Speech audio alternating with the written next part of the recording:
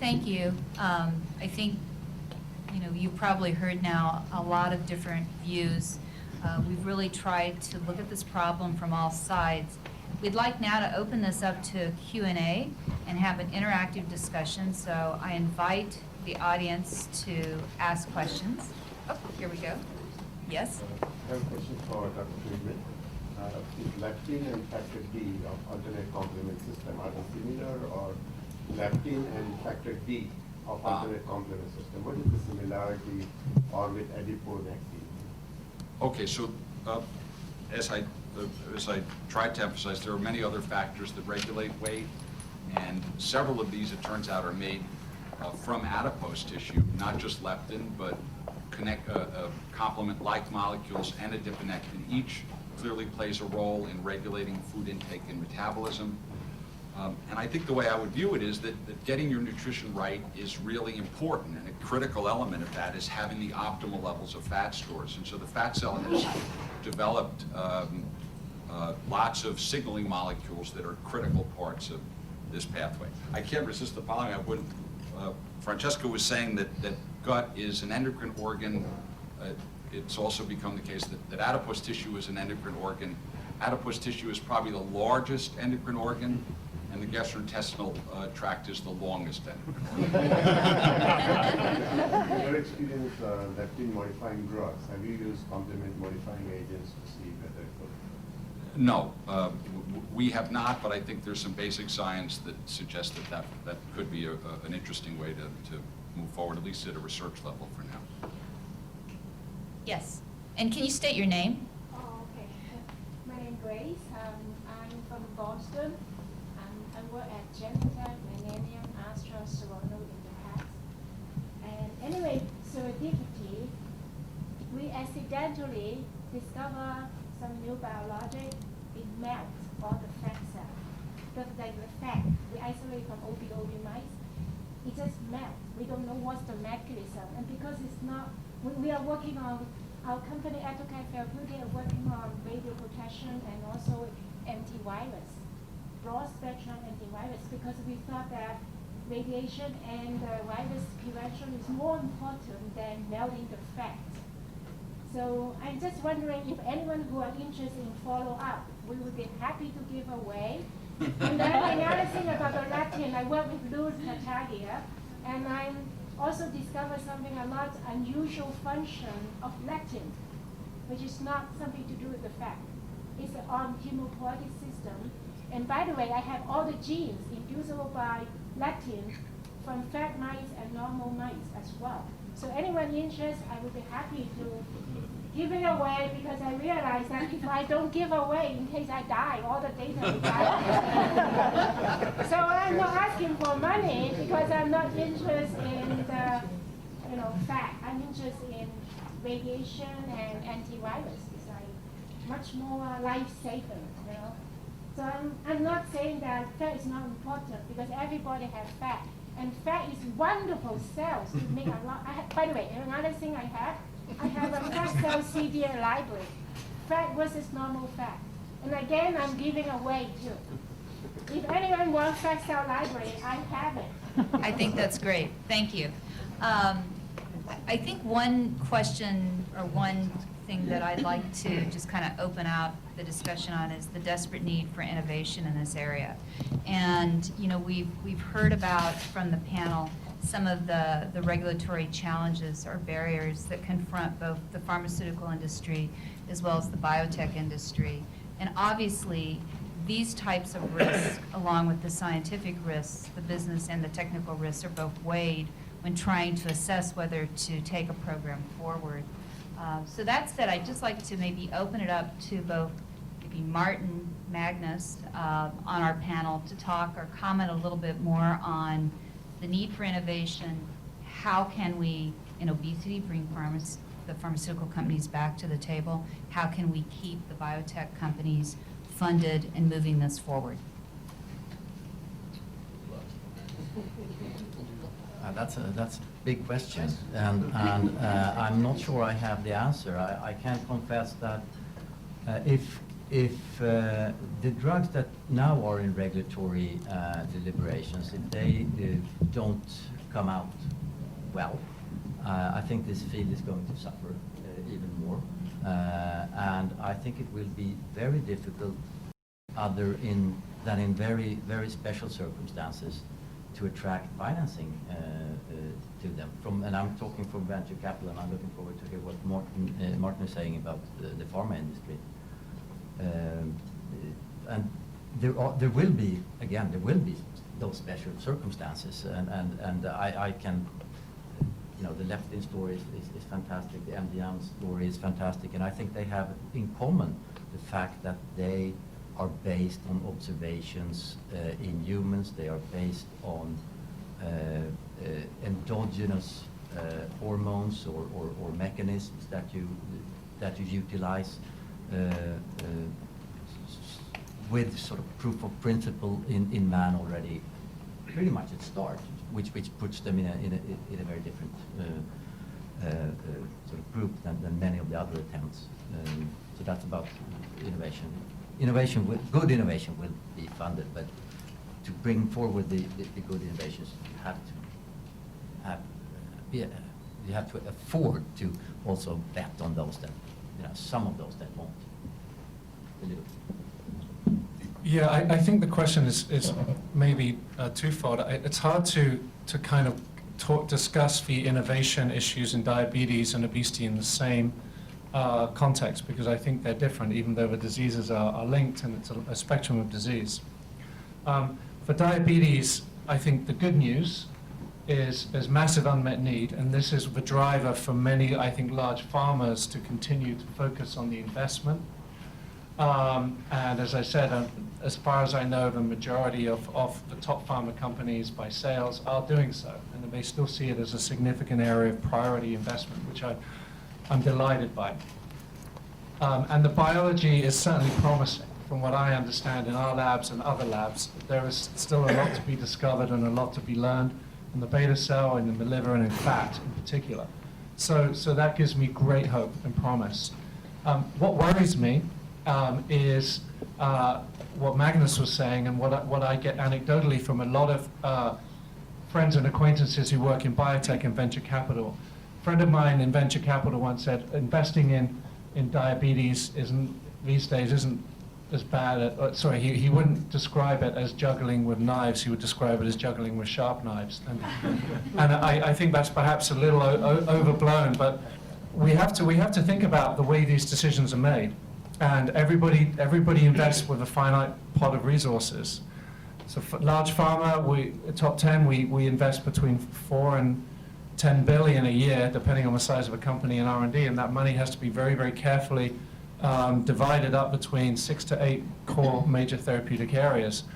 And like it or not, the decisions at play in those decisions are around the matching of the unmet need with the biology and with the regulatory environment. Everybody has to take that into account. But again, the good news is I think from a pharma perspective, there's still a great deal of interest in meeting this need.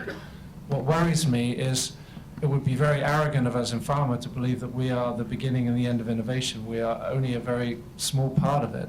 Innovation in this area is driven through academia, through research collaborations, through biotech, what we call open innovation. And I would be very, very worried if the climate and the regulations and the perception of risk actually impacted innovation in this broader environment, this broader innovation universe, because we all need each other to tackle this public health challenge. And innovation is increasingly coming from multifaceted origins and directions that eventually come into translational research and into drug development. And so that I think would concern me. I just want to put, go ahead. If I could change the subject just a little bit. I was interested, I'd like to hear from, Mitchell Glass.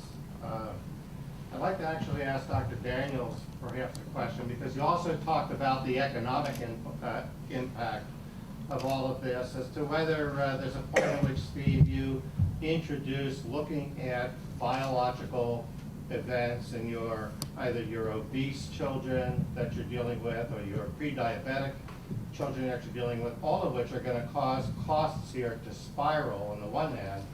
On the other hand, may start to identify a population of kids in a non-drug study that may be appropriate for a very particular intervention down the road.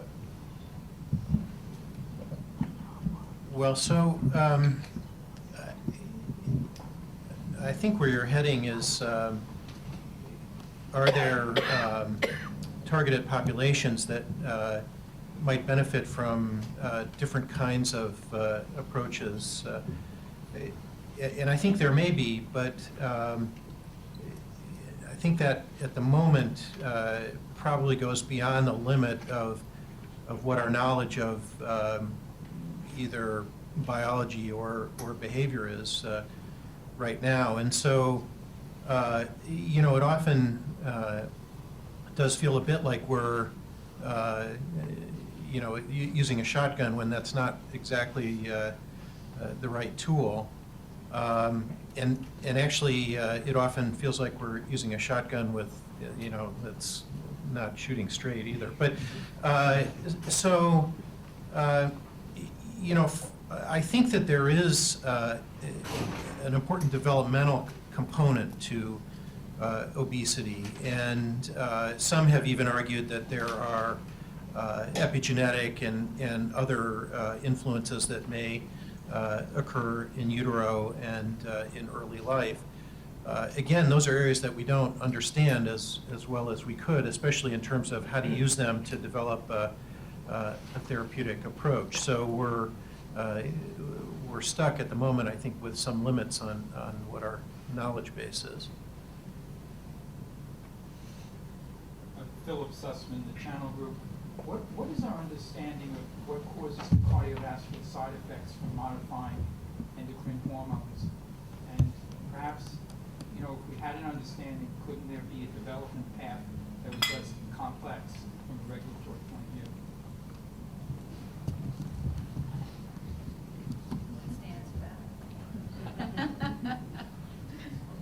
Could you be a little, what, Well, the you implication is mentioned that there was, you know, the FDA has put in place testing for cardiovascular side effects of developing it.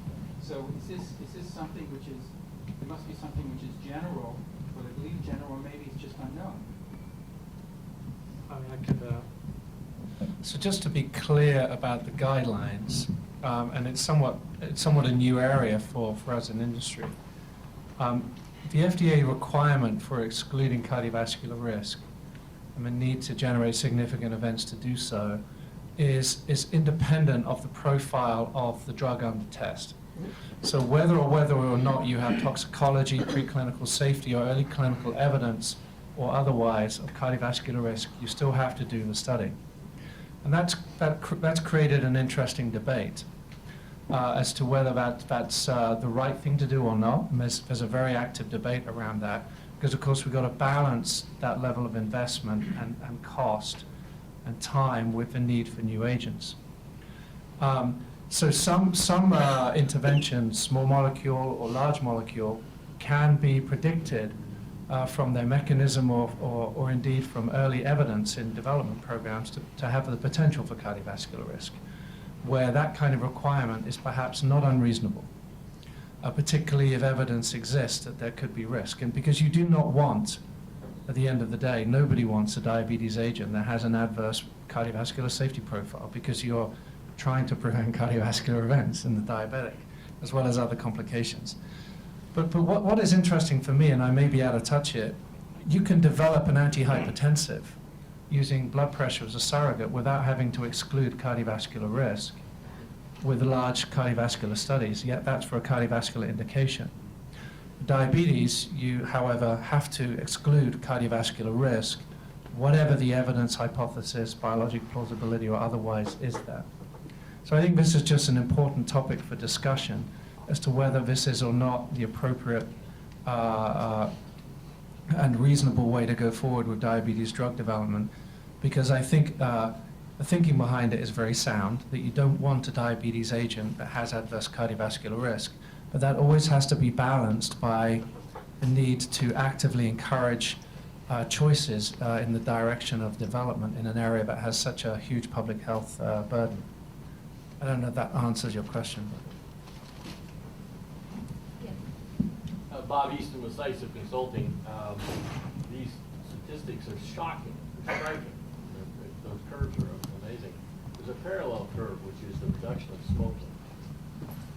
My question to you is half addressed, but half seriously. Is smoking just an evolutionary adaptation to increase leisure? Anybody thought about it that way? Take it one step further. Jeff, maybe you could respond to this. Has anybody done any work to look at what the effect smoking might have on these pathways that you showed, Jeff, the leptin and the other pathways? Yeah, I mean, so there are lots of anecdotal and in some cases, clear evidence of other interventions or drugs or things that change weight. And pretty much all of them, including smoking, collapse into the pathway I mentioned. So there was recently a report, in fact, that one of the nicotine receptors is a component of this leptin signaling pathway and could explain, according to the science paper, why nicotine will cause some modest weight loss. And the same is also true of neuroleptics, which affect dopamine or monoamine function. Both serotonin and dopamine appear to be involved, and the drugs that change weight either up or down interact with or modulate receptor function that are also part of this pathway. So I think there is some unifying theme here that they are all part of the same Uber pathway. The problem, it's a complex pathway, as it should be for a biological system as important as maintaining your weight. I want to go back to the regulatory issue for a moment. Magnus, you raised the notion that how these current drugs that are in the pipeline, FAIR is going to have an impact on, may have an impact on investment. And yet we've had a couple speakers here say those drugs really aren't very good. And are we, is there an are people looking, trying to get some signal from the FDA on how they look at drugs that are not very good to set some policy going forward? In other words, we want them to approve some lousy drugs so that we can get some better drugs going, or are we demanding, or is the FDA demanding perfection in a program? I think they've shown to be capable of approving decent drug lately and do it quite swiftly in some cancer drugs. So they have the capability. With regards to obesity, actually the Senate has recently given FDA a directive to come with a report on how they will handle the problem with obesity trials and requirements for safety control, and that will be reported in early next year sometime. I don't know I have no insight in what's coming out of that, but it points to the fact that at the highest level, this is appreciated as a problem. Alex might know more than I do. I don't pretend to know, but I would like to just clarify one thing. I don't think anybody said they're lousy drugs. You kind of inserted that in an editorial prerogative, I think. I think that what I had said specifically, that based on serendipity, you can find things that have effects, but unfortunately, when you try and apply them to the side effect indication, they have side effects that you hadn't even anticipated. And I think that's really right in front of us with the 3 obesity compounds that are being evaluated in combination. Why do you think they're not lousy? Well, again, I think what I would say is that many of these agents don't have the profound 25%, 30% body weight loss that people want. But they do have, what you, Jeff, said, is a metabolically important degree of weight loss, which is if you can take a person with significant obesity and diabetes and get them to lose 5 to 7% of their body weight, they have a demonstrable improvement in what may be the progression of their underlying disease, but more importantly, the risk factors of cardiovascular disease.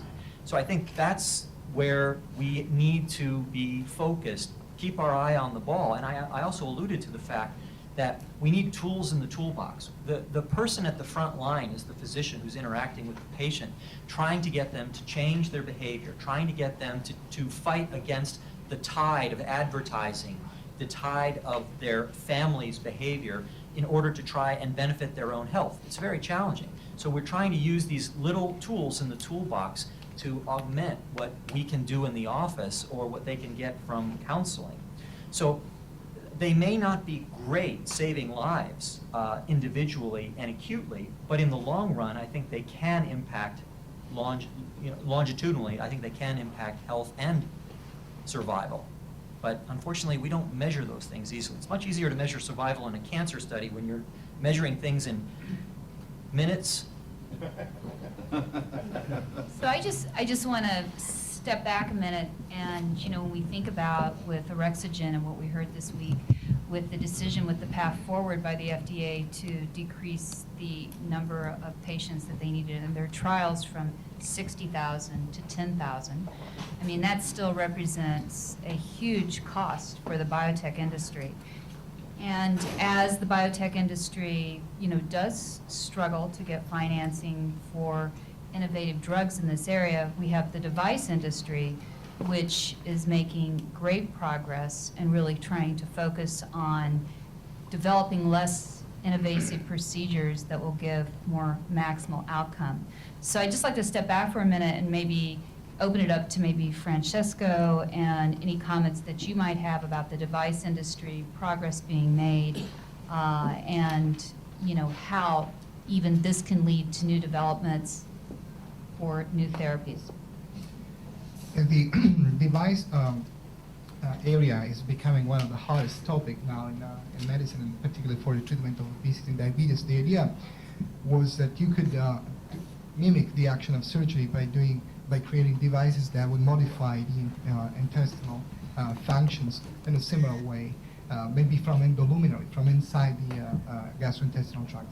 There's been a change, I think, a very important change over the last few years from the idea that devices should be just a space, occupying space in the gastrointestinal tract, like making balloons that take space into your stomach so you eat less, towards a more physiologic approach. As we understand more how bariatric surgery works, now also these devices are trying to be developed to mimic the physiology that bariatric surgery does. So now we see devices trying to reproduce bypass of the small bowel, similar to what gastro bypass does, because there is an understanding that the hormonal mechanisms that play from that very site are important. So there are now devices, for instance, we did some studies in animals that basically putting a tube into the duodenum of animals was capable of reproducing some of the effects of gastro bypass by just avoiding the food to touch the mucosa of the duodenum.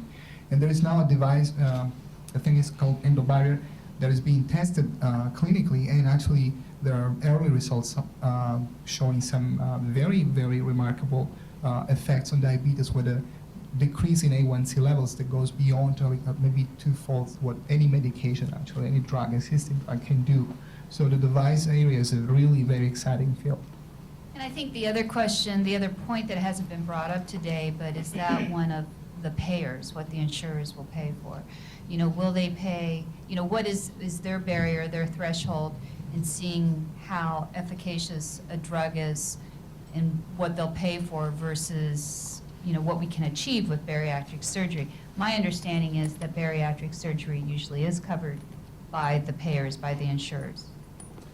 Yes, it is covered, although the patients have to go through a roller coaster of issues to get approved, but it still is approved everywhere in the United States and in pretty much the rest of the world. Still, the acceptance is not so much. But if I wanted to link this idea of bariatric surgery to what we said before, the innovation in this field, and the idea that many of the innovations in the past have come from serendipitous observations. So this was the case for bariatric surgery, as a matter of fact. The reason it was invented in the 1950s was because people who had gastrectomy for ulcers, they were losing weight as a side effect. And so somebody said, well, can we do the same operation to make people who need to lose weight have that side effect? So it's the same as with drugs. But today we have found serendipitously that organ is more important than we thought. It's just not a place the stomach and the intestine where nutrients go through, but it's a place that actually tells the rest of the body that energy is actually becoming available or is not available, and set the stage for everybody else to play. So I think this is an incredible resource that is untapped so far for both device and drug therapies for the future. Do you have a question? I wanted to go back to the three companies, Orexogen, Vivus, and Arena, about their drugs, all of which ran into trouble at the FDA, all of which had a lot of data, and it's been at least described that on one end, you had Arena, maybe the safest drug with the least effect on weight, going up to Vivus, maybe the drug with the most side effects, with the biggest impact on weight. And for the panelists who follow this, if it was your decision today, based on the data that we have, would you approve any of these drugs today? I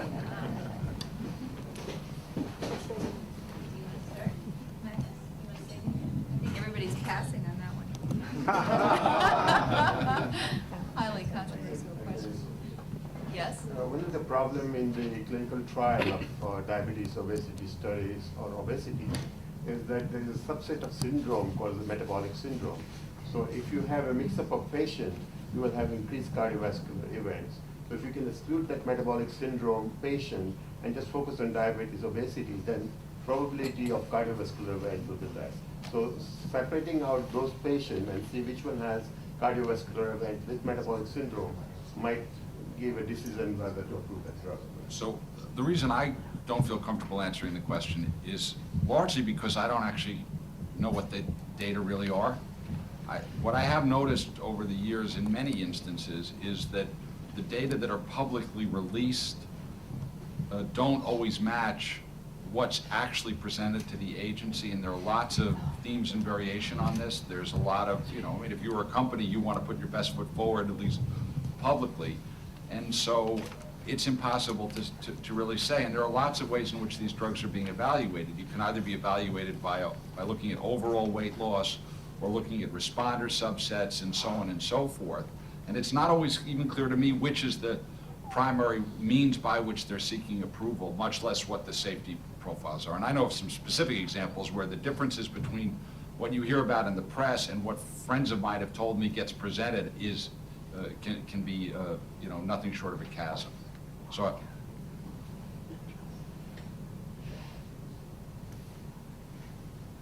Yes, my name is Ron Nepal. I've been involved in patient advocacy, research, and education with not-for-profit organizations for over 20 years. I thank the Galien Forum for this and the earlier presentation. But what I find absent in both presentations are representatives from that community. And I first will urge you to think about that. But more importantly, go back to the question of innovation. What would you suggest are the appropriate roles for the not-for-profit patient advocacy, research, and health organizations in innovation? What would you recommend? What would you like to see them do? I think one can take good examples from other disease indications, well, no one is perfect, but in the type 1 diabetes field, an organization that I know pretty well for various reasons is JDRF. I think they have been very successful in many ways. They've been successful in getting their voice out, being public. I think they've been extremely successful in fundraising, and they have a number of means by which they can support not only academic research, which is the case for many philanthropy organizations, but also bridging the gap from the lab bench to something that is ready for clinical trials. And they've been instrumental for a set of companies to get them over that gap. So I think that is one or a set of ways where an advocacy can be important. And I think here, in this specific indication of obesity, I think it may be more important.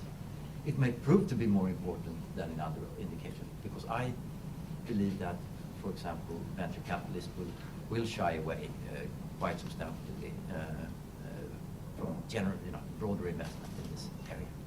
So I think these are purely observations, but I think this issue of advocacy is clearly important for every disease. There's, it's a zero-sum game in terms of dollars that get spent, as you heard about Dr. Fitchet. So the difficulty with obesity and advocacy there is that there is not a consensus opinion about what the problem is and what to do about it among the people who are obese. And you see a huge range of opinions that basically dissolve into lots of different voices. As an example, there are genetic tests that can be done to tell whether a particular patient who's obese, has a known biological explanation. Some people want the test because it gets them off the hook. They no longer have to blame themselves. They can explain it. Other people don't want the test because they fear that if they have it, there's nothing they can do about it, and they don't want to know that they have a genetic alteration that leads them to perhaps be less responsive to the sorts of measures that other would be. And you see this across the full spectrum of people who have obesity. You have some people who say, we're going to be the people who survive a nuclear winter and should be celebrated, and other people who are vitriolic about the ways in which willpower can be used to affect weight loss. And it's very different in that sense from the typical community that's interested in the problem. I would agree. I never said working with the patient population was easy. All the more reason why people who have expertise in doing so. Well, there are such organizations, but they don't get the sort of traction that you do when people with the condition speak with one voice, and that is a public health, I think, objective that it sounds like someone like you could perhaps contribute to mightily. I want to raise one other issue in HIV and in cancer in particular, and I guess you'd say cardiovascular disease too, but the more effective treatments are those that are used in combination. And while a lot of, we get a lot of drugs or interventions that, shoot one bullet and then the disease comes back and need another bullet to go. We've sort of been talking about isolated single tracks attacking this problem, and other than the bariatric surgery, we're not sure how effective our other options are. But is there a way at this point to think more comprehensively about a multiple faceted attack on this problem by using some combination from all of these options?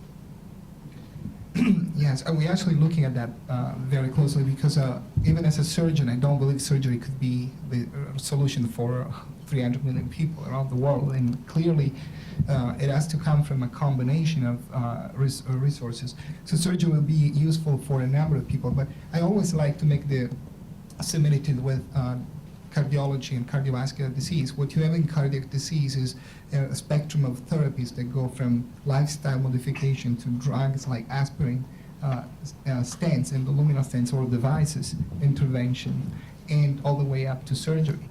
We don't do that for obesity or diabetes yet. So we don't have that. And so the IDF statement actually is the first statement from the International Diabetes Federation to say diabetes should be similar to cardiovascular disease management. So you go from lifestyle to all the way to surgical interventions when they are appropriate. But the thing is, probably for diabetes, this idea might work. I'm afraid that until you solve the stigma of obesity, then it's difficult to make that concept accepted for obesity. People still blame themselves. I see patients every day coming to my office, and they're almost excusing themselves that they're asking for surgery. You don't see this happening when they come for gallbladder stones or for cancer, for inflammatory bowel disease. It's unbelievable what the society has created, and we all have created, the sort of idea that they are responsible for their condition, and they could have solved that just going to the park and running, whereas as opposed to coming and begging the surgeon to do some surgery on them. They always come and hasten to say, "Doctor, I'm not doing this because of cosmetic reasons. Believe me." I say, "I believe you," but most people don't believe that. Any other comments? Just to say, I agree with Ron. I think actually the future of obesity pharmacotherapy is going to be earlier and earlier combination development and trials. And, because we haven't had, I think, a great deal of success, for whatever reason, with single agents in terms of efficacy, or the type of efficacy that is needed. And what I mean by that is the barriers at the regulatory level, we've got the 5% or statistically significant increase in responders, doesn't necessarily match with what reimbursers will be comfortable with or be willing to reimburse for at a significant level, or what patients will be willing to pay for out of pocket over a significant amount of time. And remember, it's a lifelong condition, and it requires probably lifelong treatment, just like an anti-diabetic agent would, or an antihypertensive, or a lipid-lowering agent. So I really do hope that there will be continued investment in this area for obesity therapeutics.